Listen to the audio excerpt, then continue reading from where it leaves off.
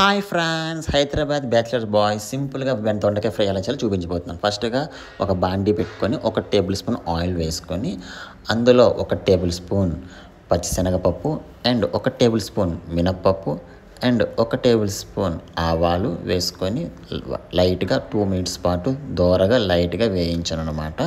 So అలా వేయిస్తే లైట్గా వేగుతాయి. సో ఆఫ్టర్ 2 మినిట్స్ తర్వాత మనకి ఇలా వీళ్ళ దోరగా వేగాయి.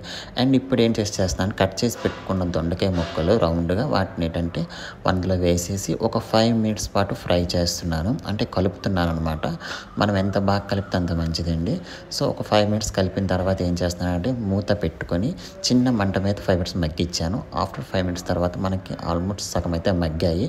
మళ్ళీ ఇందులో రుచికి సరిపడంత ఉప్పు, రుచికి సరిపడంత కారం అండ్ ఒక చిటికెడు పసుపు వేసుకొని మళ్ళీ వీటిని ముక్కలకంతా బాగా అంతా పట్టేటట్లుగా బాగా కలుపుతున్నాను. చెప్తున్నాను కదా ఫ్రెండ్స్, బాగా కలుపుకోవాలి మనం. అలా వదిలేయకుండా కలుపుతూ ఉంటే బాగా ఫ్రై అవుతాయి. ఇప్పుడు ఆల్మోస్ట్ చూస్తే మనకు బాగా ఫ్రై అయిపోయి, చూస్తాక కలర్ కూడా బాగా చేంజ్ అయిపోయింది. ఇంకొక 2 మినిట్స్ ఫ్రై చేస్తే చాలు.